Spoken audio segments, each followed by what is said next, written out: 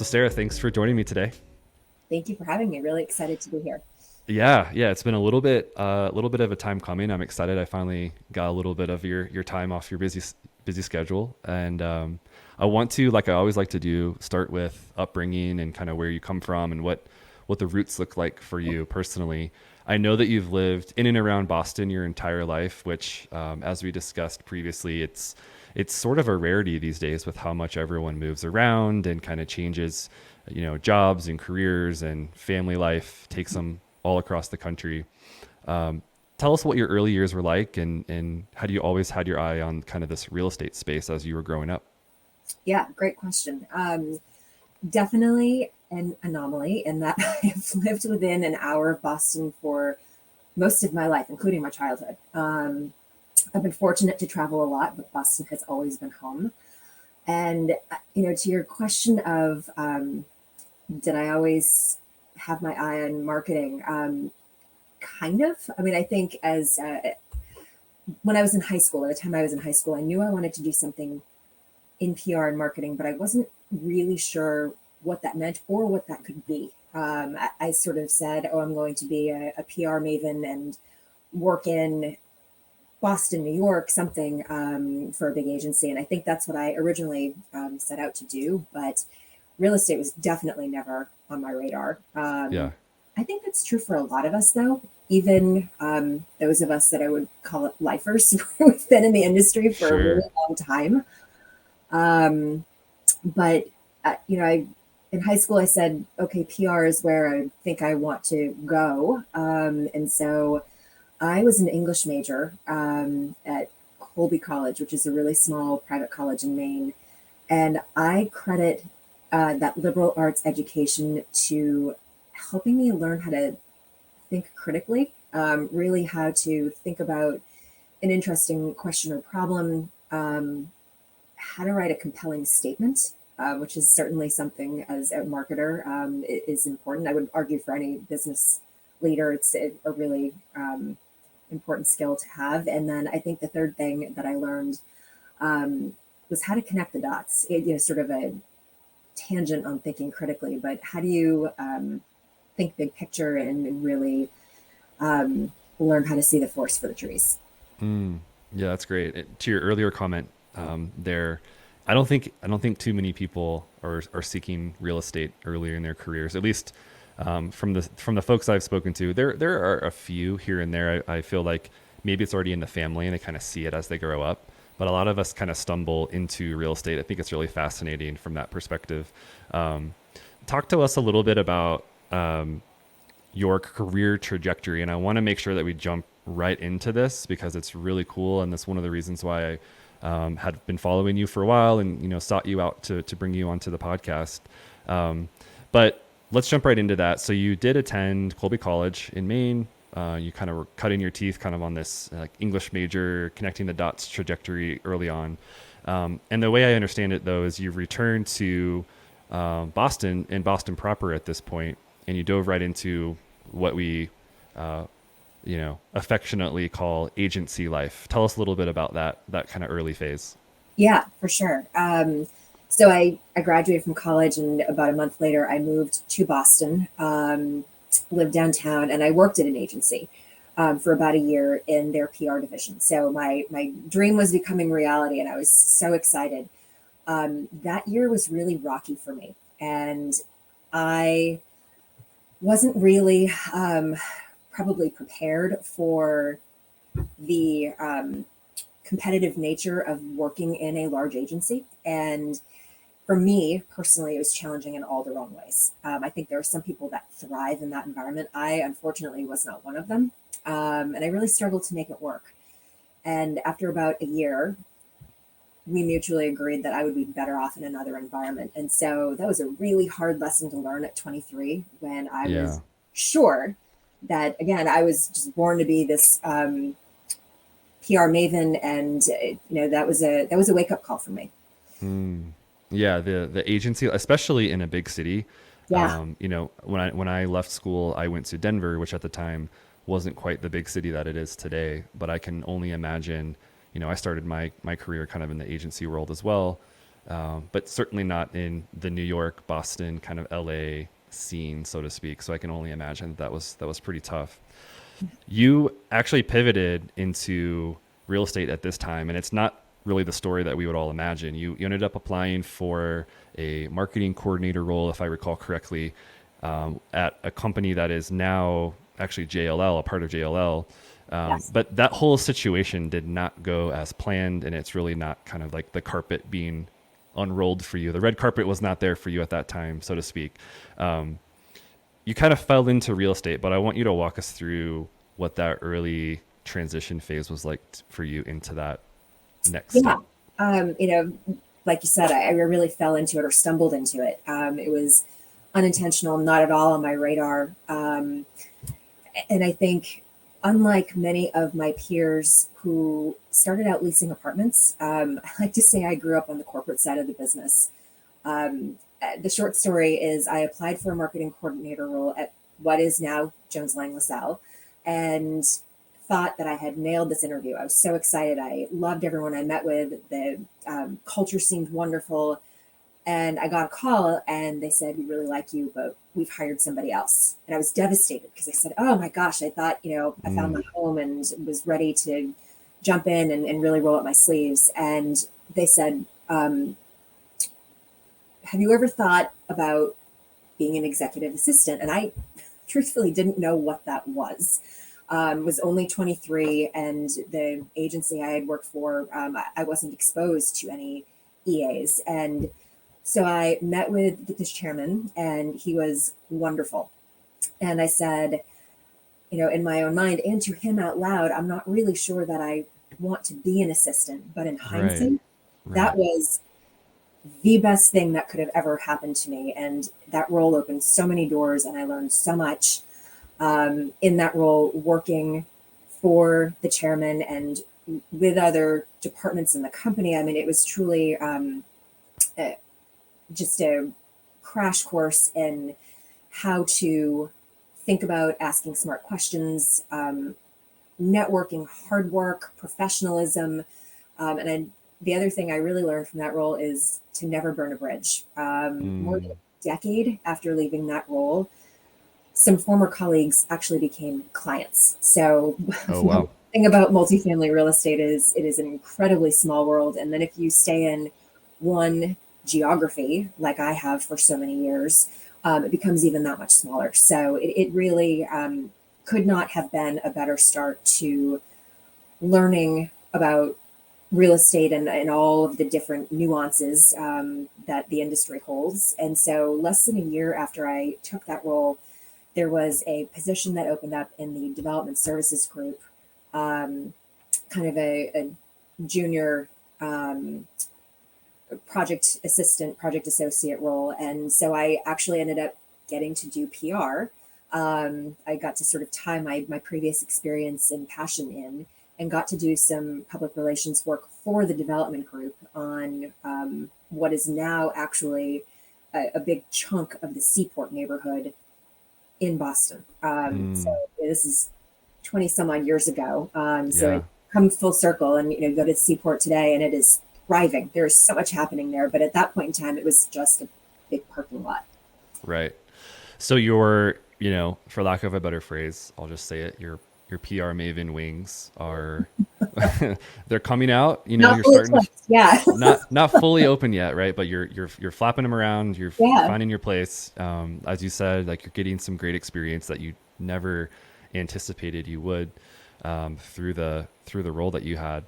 But and there's always a but in these stories. And it's just a matter of what we do. What do we do with those buts? And a big one happened, and that was 9/11. So 9/11 happened, and the work that you were doing, the project that you were working on, screeched to a halt, understandably, and that role was eliminated.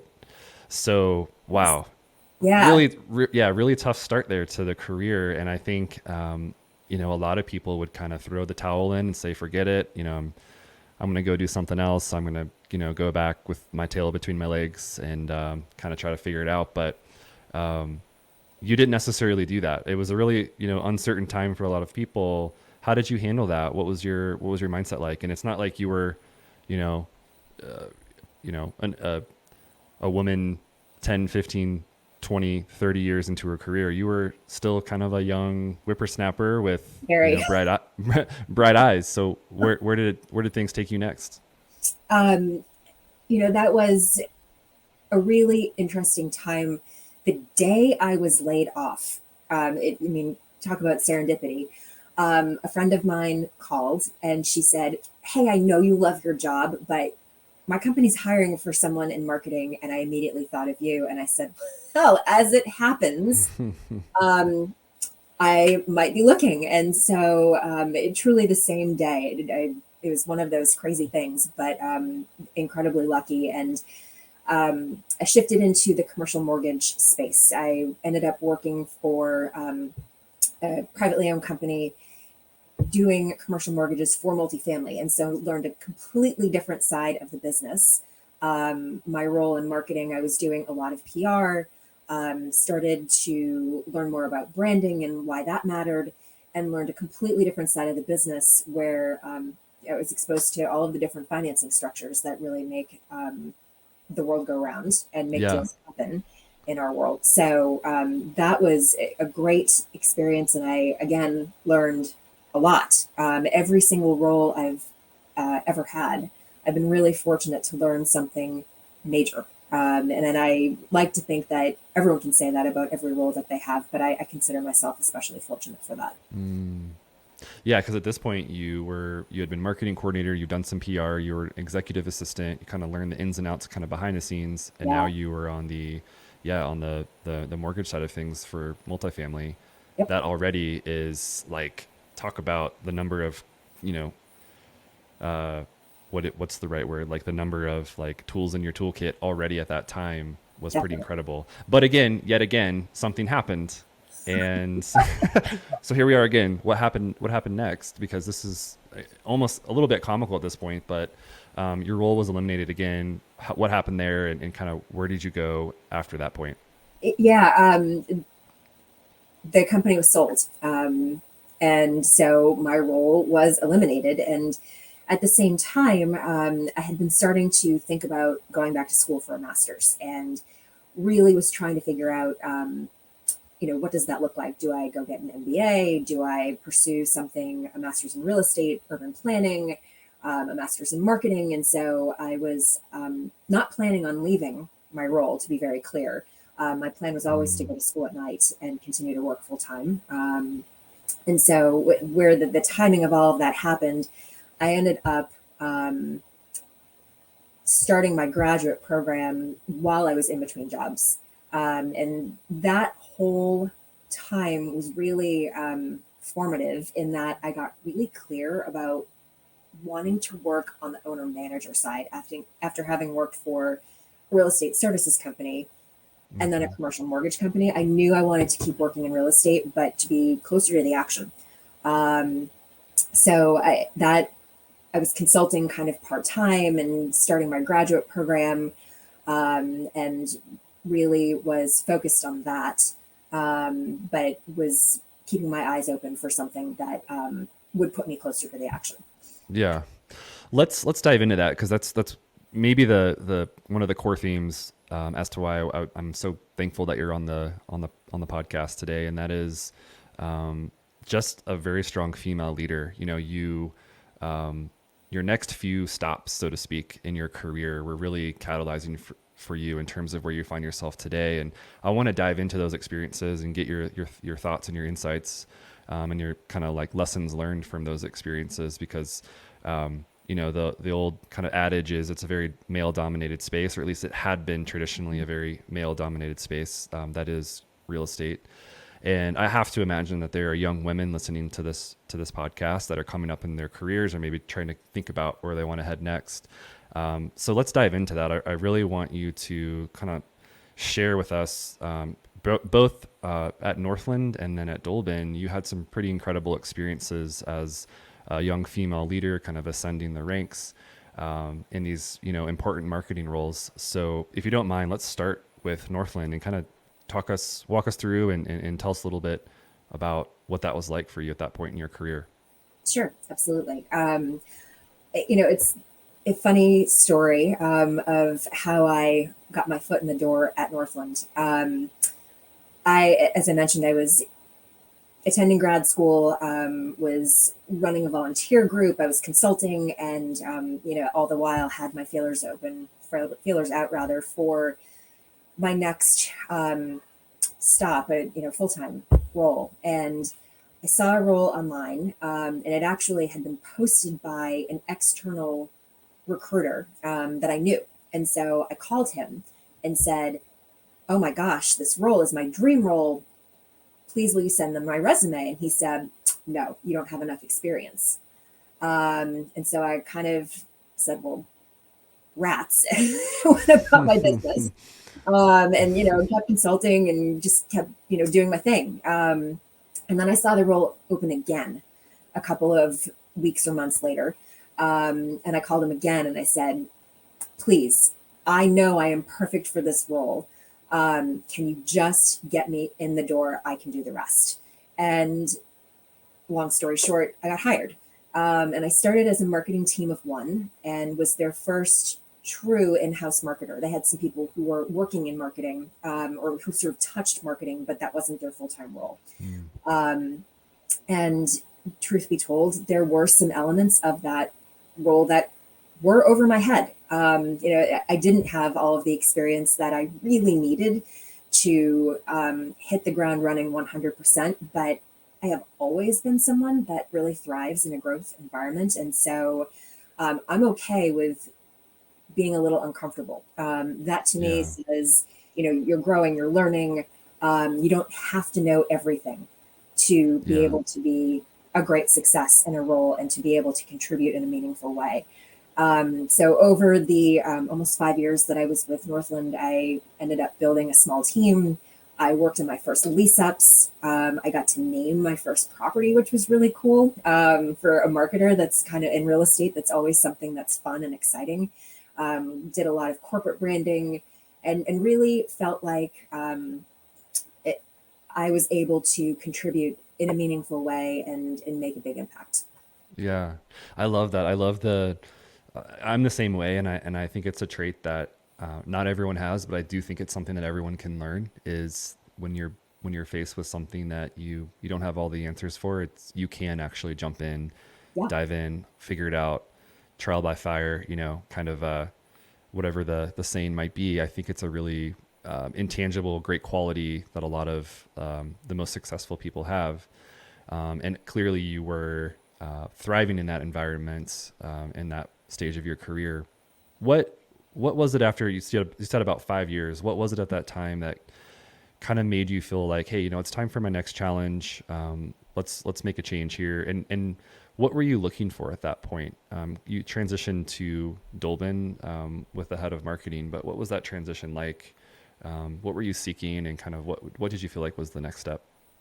Yeah, I had a great run at Northland, and sometimes you just know when it's time for a new challenge. And I think for me, that's exactly what happened. And it was it was a hard decision to leave Northland, and but I saw a new opportunity come up at Dolben, and it was one of those sort of serendipitous things where you see something and you just know um, that you could really make an impact. And so that's exactly what happened at Dolben. And like Northland, I started at Dolben as a one woman show. So it was, a kind of a shift in that I had a small team at Northland and came into Dolben and it was just me.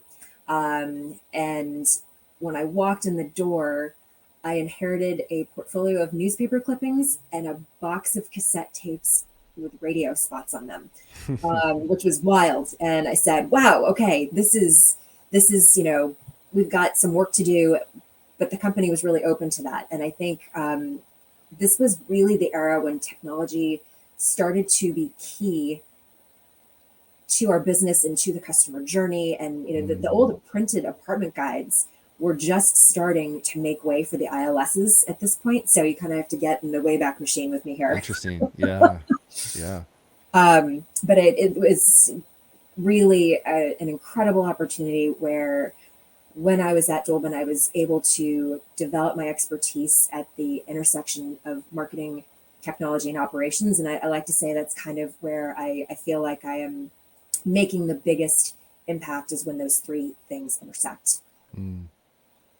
Yeah, that is. I was just thinking about my dad. Actually, he was first a radio DJ back in the day, and then he was an on air anchor for our local news station. He did the midday lunch news Mhm. show back in the day, and I remember as a kid walking through the studio and seeing, like the printers going off and like the printed, brochures out on the tables and the phone books everywhere. Mhm. Definitely was a interesting time. But, as you said, that definitely started making way for new technology and where technology started to take hold in many industries.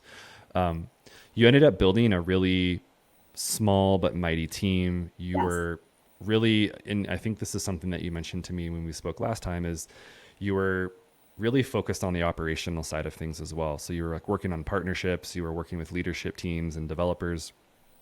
I have to imagine, going back to the analogy of the tools in the toolkit, that was another phase for you where you were really sort of sharpening these new tools to kind of understand this holistic picture of commercial real estate. What kind of lasting impressions do you have of that Dolben experience that you feel like, hey, I really did sharpen these like two or three tools? Like what are some takeaways that you have? Yeah, it's a great question. I am incredibly grateful for the time I had at Dolben. Again, really learned so much about the business and multiple aspects of the business. I worked on more than 50 lease ups in my almost 12 years with the company, was really hands on in working with our properties and our regional managers. My team touched everything from leasing training and curb appeal to revenue management, and I got to deploy and see in action a ton of marketing technology platforms. So think about CRM, um, call center, chatbots, virtual touring, all of that. Again, over the evolution of more than a decade, think about Mm, how much technology has impacted the multifamily industry and how all those pieces fit together, and really what a successful leasing platform looks like and can be. yeah. So that was really an incredible experience. And I talk about building a toolkit. Toolkit and then I some. imagine.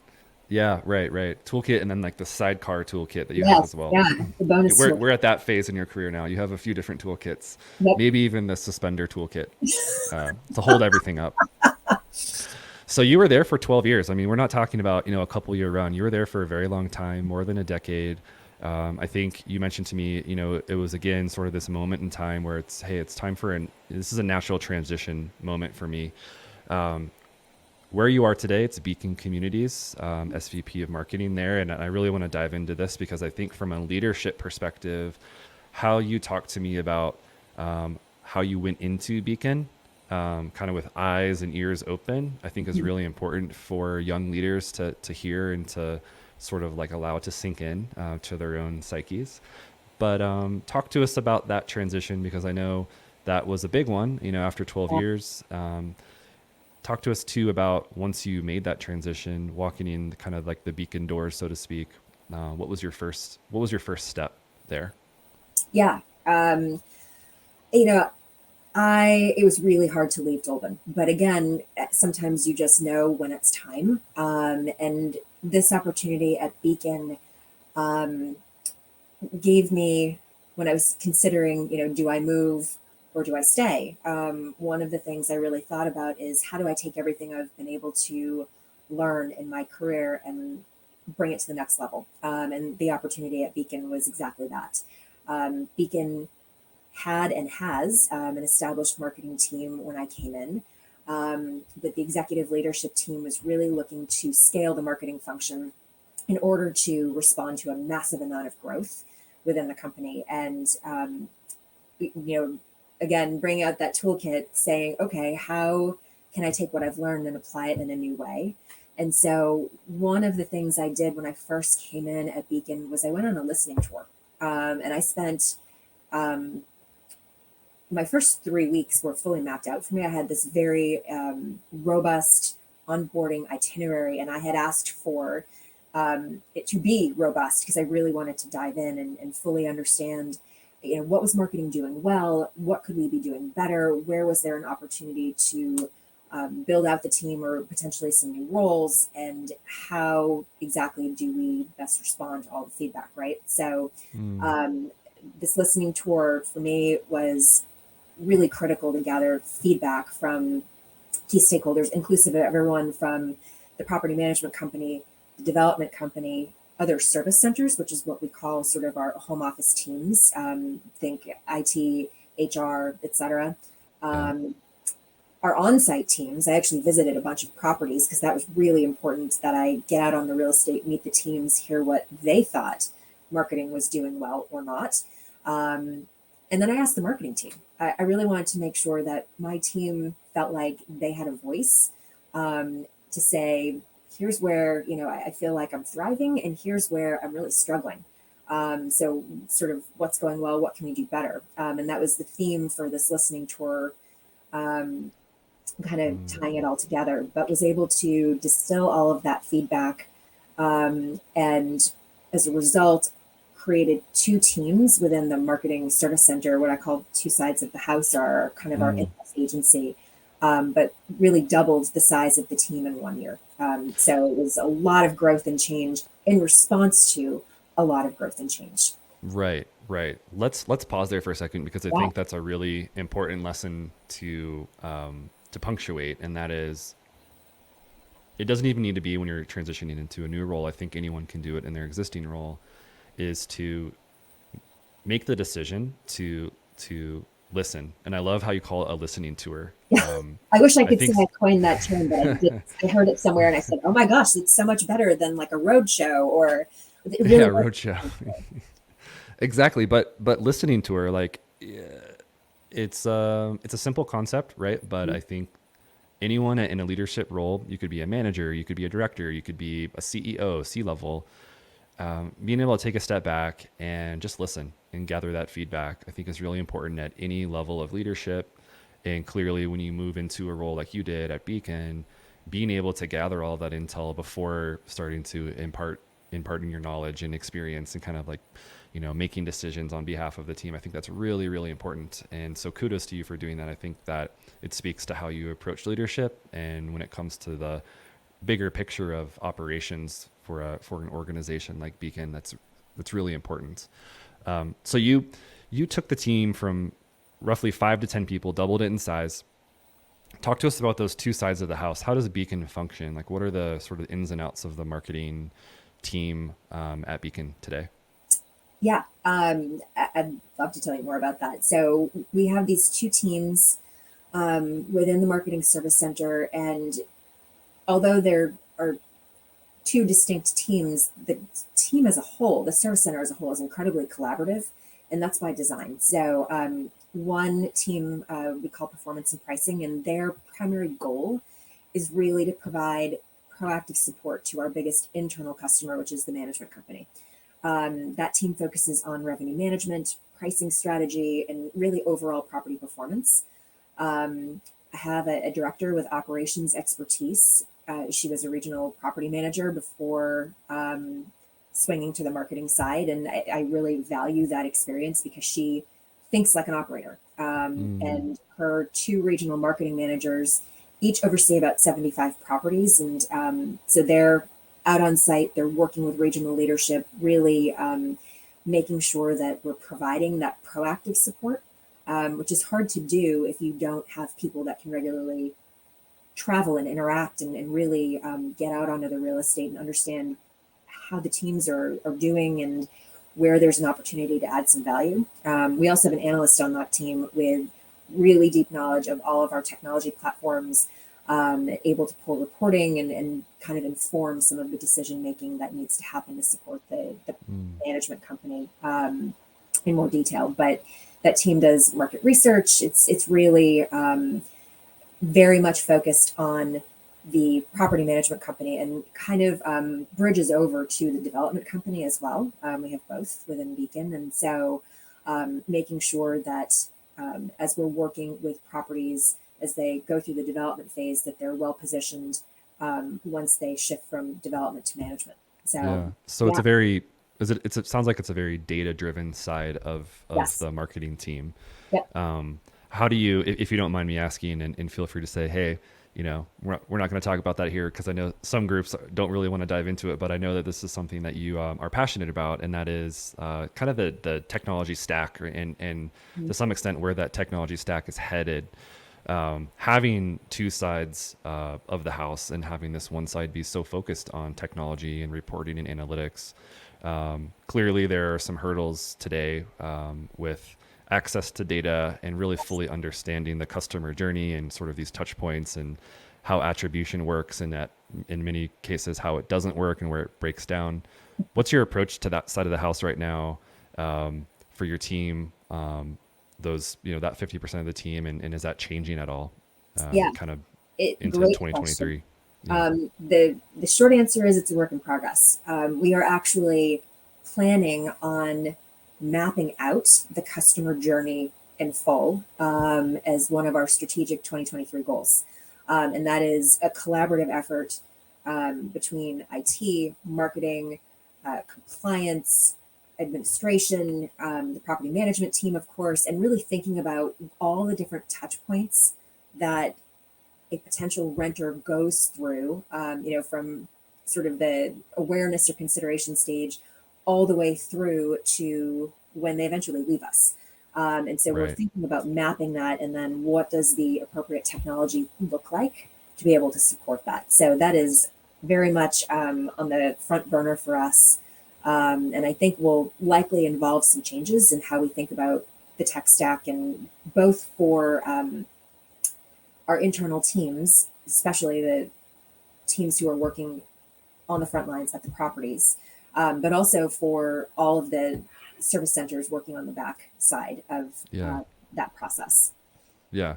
Big theme for sure with a lot of groups Yes, heading into 2023. It was discussed at length at OpTech this year, yes, and lot of smart people trying to figure out uh, ways forward, especially given some of the changes coming down with third-party cookies yes. and some of the changes with Google and so forth. So interesting times for sure. Let's keep things moving though, because I want to. There's a lot of good stuff to get to. Marketing and brand is the other side of the Yes. house. What is that marketing and branding team focused on at Beacon?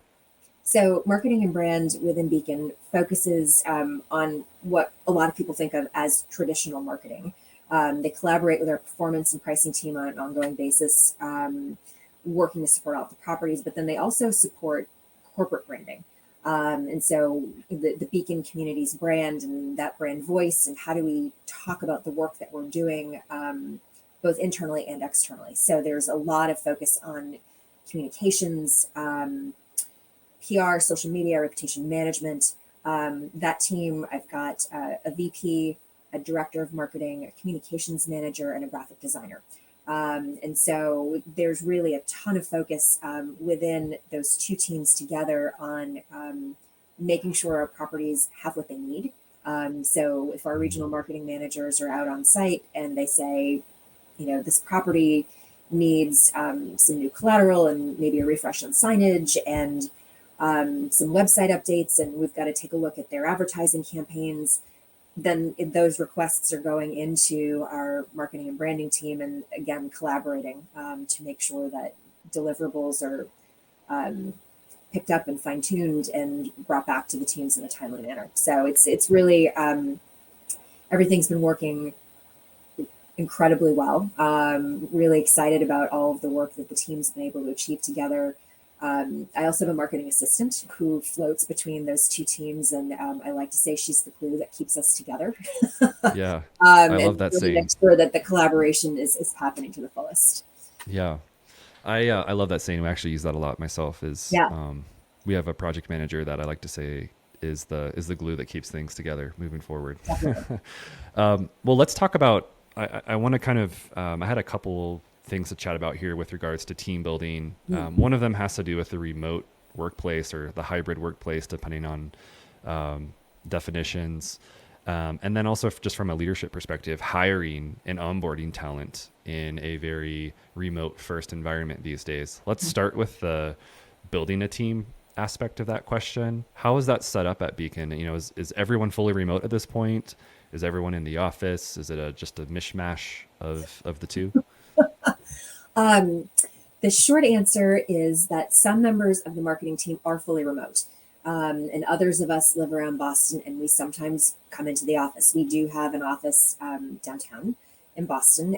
We also have regional offices in other parts of the country, in New York and in Pennsylvania.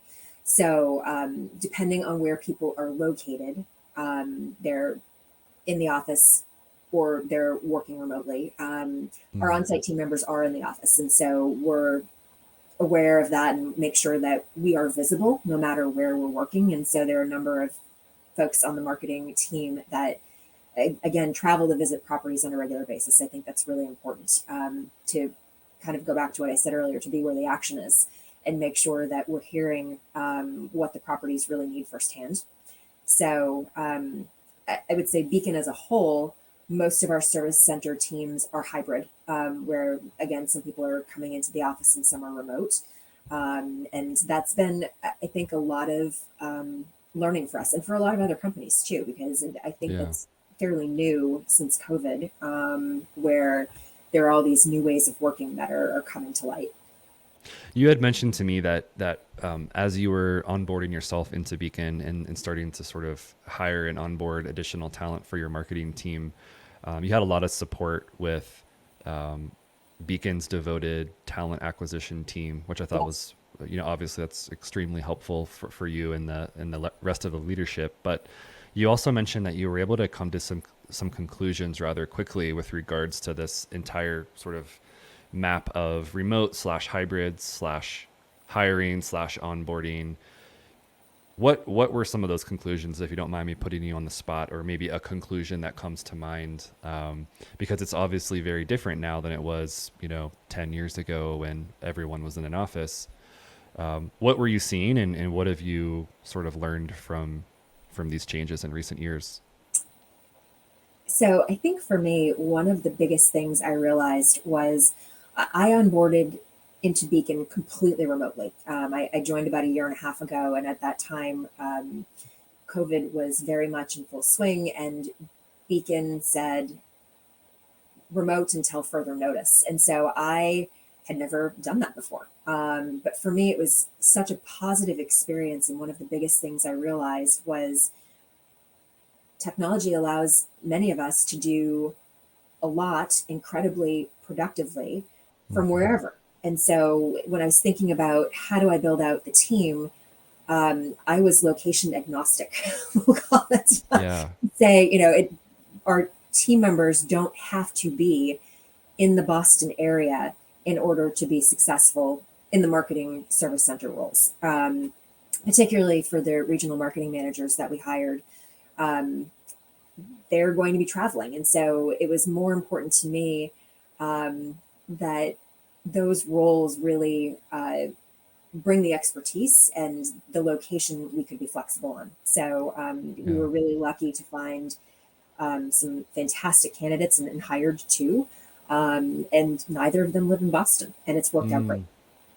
You've told me that your leadership style was to hire really smart people and then let them do their jobs. Yes. Is that a good summation of how you approach leadership?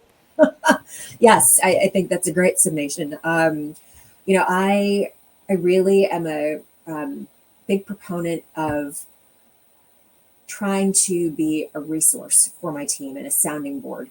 But I hope my team sees me in that way. But I don't like micromanaging. I don't think it's motivating. I really try to empower everyone that works within marketing to be problem solvers and think about better ways to do our work. And the whole team, again, is collaborative by nature. And so there's a lot of um, I think peer sounding boards happening on a regular basis Hmm. where people are bouncing ideas off of each other, and I think that's a fantastic way to work, particularly when you are kind of a remote first team as we are. I think Yeah. being able to reach out to peers and collaborate is really important because you can't just walk down the hall when you're remote first team the same way that you can when you're in the office. So I think that to me, as a leader, allowing people to do that and giving them the space and the resources to do that, I think is a win for everyone. That is the 100% the same viewpoint. I think we take it authentic. We've Yeah, been actually been fully remote for 9 years, and trendsetters. before remote was cool, right?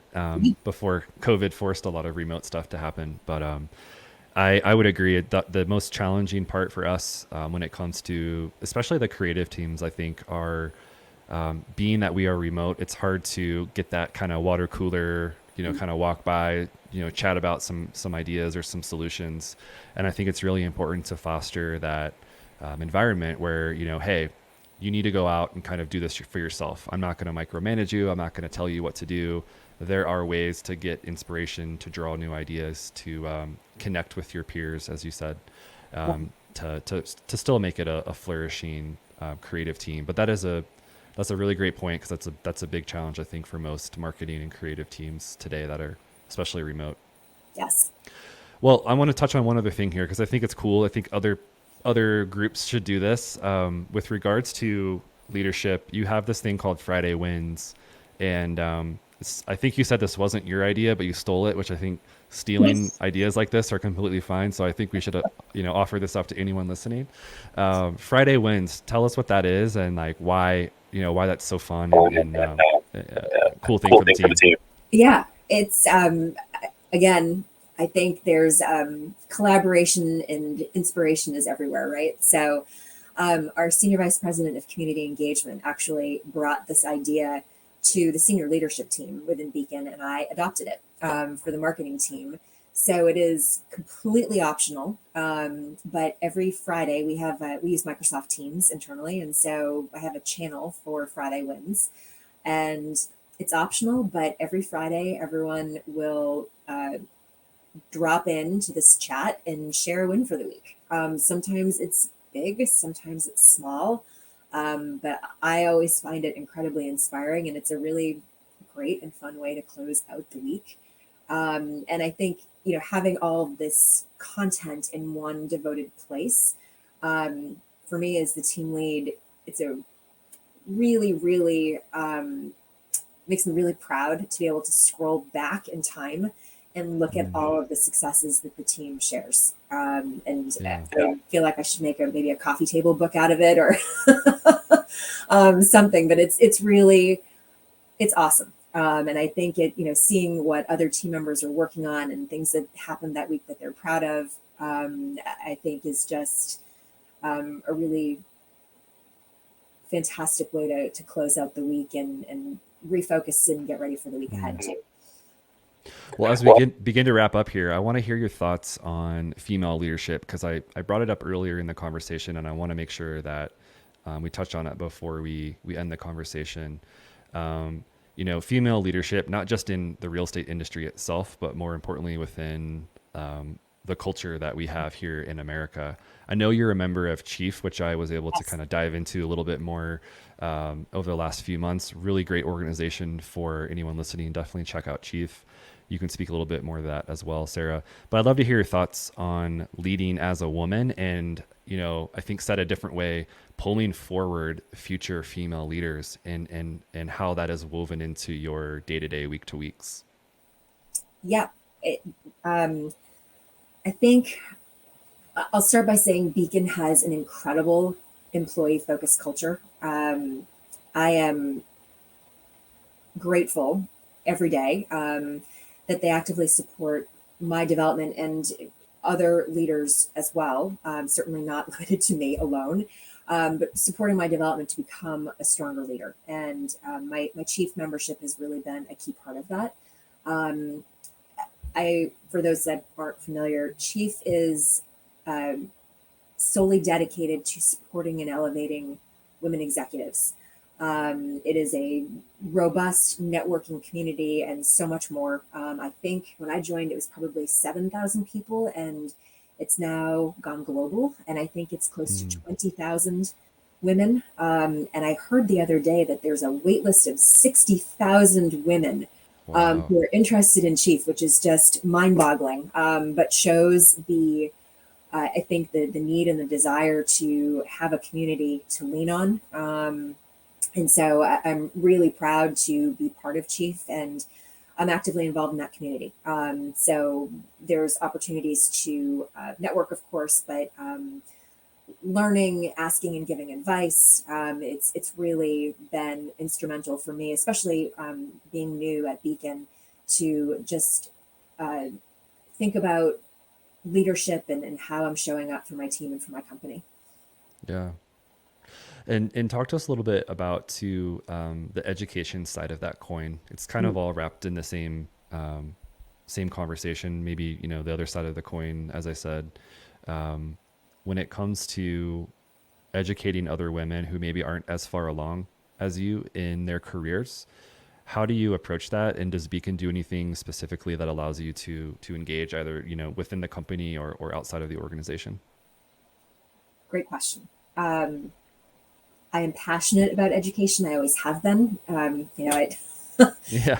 Going back to school at night, and working full time, I think you can call it lifelong learning, but I am passionate about education, and I think trying to bring um, other women up. And I should say it's not just limited to women. I think there's always something to give back, and I try to think about that, and um, how we can all learn from each other. But Beacon has a group of director level and above female associates, and we formed this group within the company to be able to connect.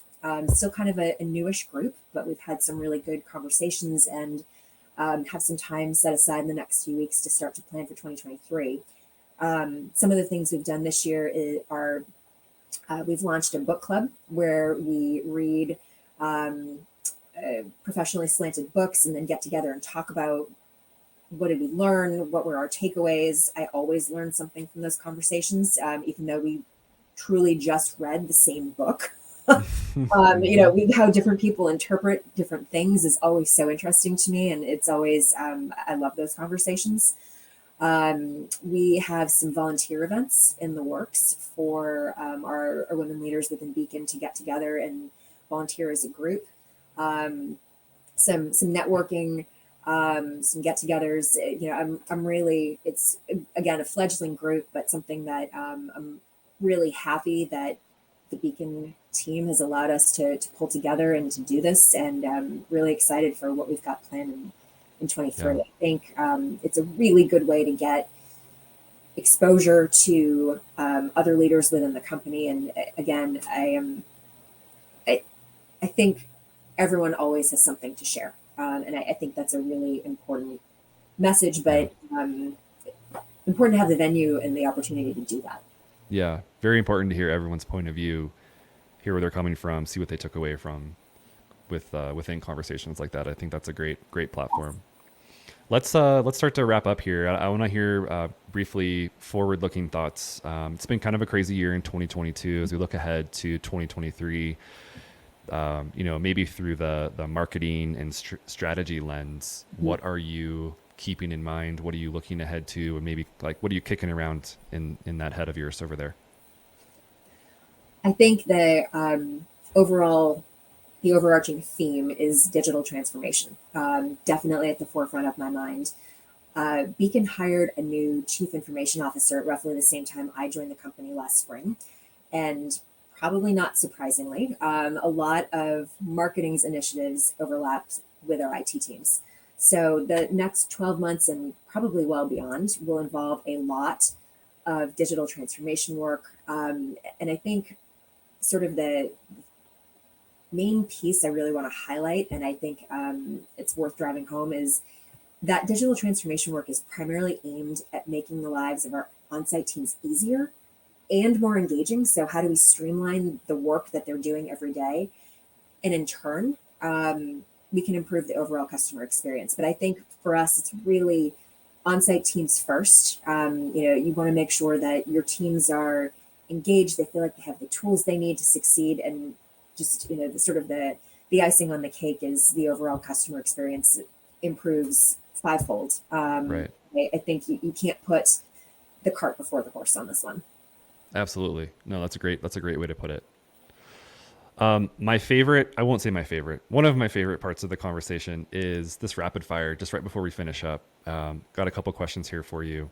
Number one, most exciting shift in the real estate industry in the last year. It's a big question, but anything in particular come to mind?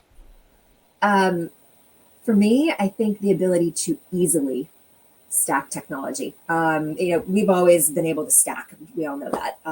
But I think there's so much focus on how partners play in the sandbox together, sort of use a widely used analogy. But I think for us, we are starting to think about this customer journey. I mentioned that a little while ago. And as part of that, starting to evaluate CRM platforms. So I think for me, one of the things that I'm really thinking about is how those options in the market will integrate, not just serve as a CRM alone, but how do they integrate and how do they stack with other things like chatbots and lead nurturing tools and call centers. Again, all really in the name of simplifying the leasing process for both our associates and for our renters. Mm-hmm. Absolutely. Let's flip to the other side of the brain for a second, and let's talk about one book that you would recommend right now to the listeners. Ooh, that's hard. um, I can't say just one. I am a voracious reader, and honestly, I'm usually reading at least 3 books at once. Thank goodness for phones where we can carry our books everywhere we Right. go, Yeah. because it's just, my brain kind of multitasks in that way sometimes. But I will recommend 2. I just finished a couple weeks ago Stolen Focus by Johan Hari, which was an incredible book. He kind of takes himself off the grid and really thinks about why are we unable to focus our brains and what can we do about it. So for someone who feels like you're always on, I found that book to be like a big pause button and to say, hey, how do I show up for my colleagues? How do I show up for my family? How do I think about that and really maybe make some changes? So that was one. My second book, and I'm actually reading this as part of my Beacon Women in Leadership book club. We are reading Radical Candor by Kim Scott. So I've read that book before, but always think there's something new to learn when you go back and read a book again. So that's Yeah. my second recommendation.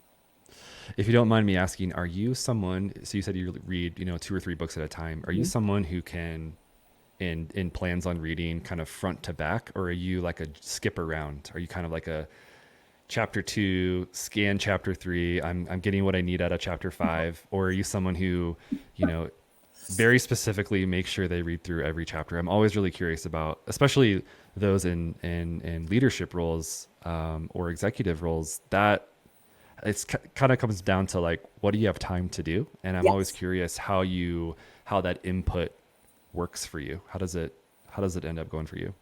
I am normally front to back. Um, However, I recently picked up a book about the metaverse, and I won in that book because I feel there's so much to learn, and I am really trying to wrap my brain around metaverse in general. But I think, how does it impact marketing? How does it impact the real estate industry? I have so many questions, and so I will Yeah. confess, skipped around that book a little bit, and I'm not sure if that was helpful or not. Yeah. There's so much to learn, and I'm just sort of dipping my toe in to get some exposure. But Yeah. normally I am a front to back. Okay. Okay. Sarah, thank you so much for your time. I know that you are a very busy woman. There's only one more thing to do here, and that is to roll out that red carpet for you. Tell the world what you're up to and where they can find you online. Thank you. This has been really a fun conversation. I appreciate the opportunity. I am a proud mom to a teen daughter, and when I am not working, I spend a fair amount of time shuttling her around. So kind of like this unpaid Uber driver. It's my after hours Yeah. gig.